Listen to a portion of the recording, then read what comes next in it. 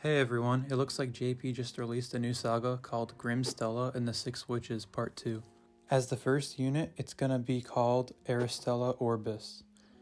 Her kit recently dropped and it isn't too bad. She's a water type unit and her slots are 6-star support, 5-star magic, and 4-star magic or 4-star defense.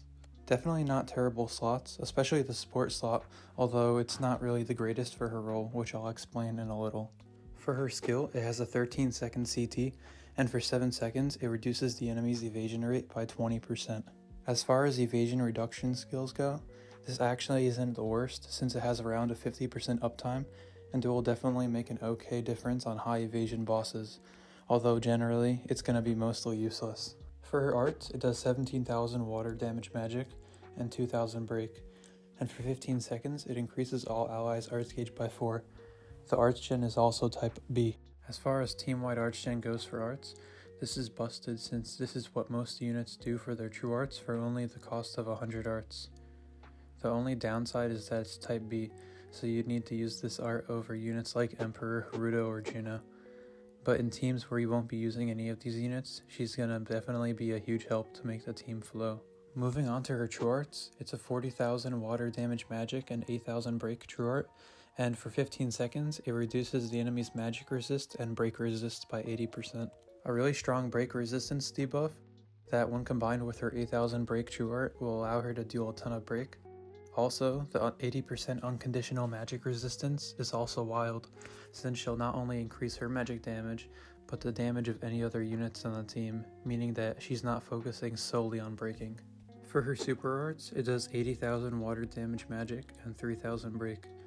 Each time her super arts is used, she increases all water allies' damage by 60% up to 300%, and for 15 seconds, she increases all allies' stats by 30%. Quite a strong super art since she can permanently increase all water allies' damage by 300%, and it has a nice little stat increase. And it's definitely going to be strong when she's paired with units like Joker, Celia, or Summer Juno. It does seem like the stats up is kinda useless though, since the only time she's gonna be using the super art is to max the stacks of the team and then alternate her art and true art.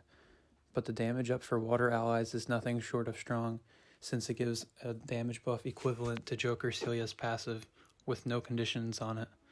The only downside of course being that it's only for water allies, so it cuts the team compositions quite a bit, but it's still strong nevertheless.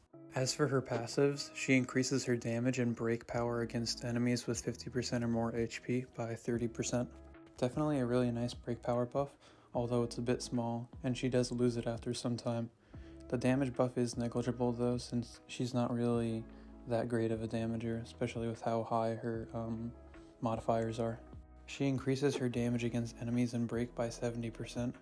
It's definitely a crazy high damage buff, although that's considering she breaks, which won't happen often, although when it does, the damage buff will be fairly sizable. And she increases her poison time reduction and evasion rate by 80%, which is really whatever. As for her true weapon, it's a 5-star support called True Happiness Trigger. It has a CT of 45 seconds, and for 12 seconds it increases all allies' arts by 3 and increases all water allies' break power by 40%. When it's equipped to Aristela, she increases her arts by 3 a second, and her damage is increased by 50%. It also increases magic damage by 10% passively. Definitely an interesting true weapon, although for an equip with a 45 second CT, 36 arts doesn't really hold up too well, and while the break power is solid, it's conditional to water units. The only thing it has going for it is the passive arts a second and the big 50% damage up, but if you're using the equip for break, you might as well use an equip like a Serpa's Hunting Dagger, which is a lot more usable and it's unconditional. As for her kit, it looks like her role is going to be a breaker, archgener, and damage buffer. She's going to work best on a water magic team since her true art lowers magic resistance and her super art increases its team's water damage, although she can be placed into either water or magic teams and not be that terrible. Her break power is also not the worst. The heavy 8,000 break and 80% break resistance down on true art will help her to deal a lot of break. And the fact that she has 60 team-wide arch-gen on her art is wild, since she can also make the team be a little more sustainable, although it is type B, so she's competing with some of the bigger names in arch-gen.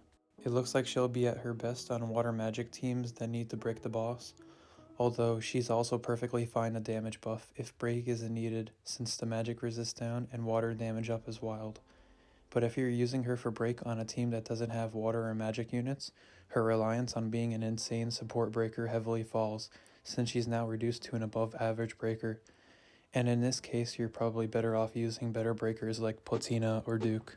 Overall, she has quite a lot of usability, being able to arch gen break and damage buff, but once she doesn't fit her very niche role as a supporter and breaker, all that's left is an above average breaker. Not a terrible unit though, and she'll definitely shine in newer JP content, especially since most of it revolves around breaking. If you like this video, a sub would be appreciated, and thanks for watching, and I'll see you later.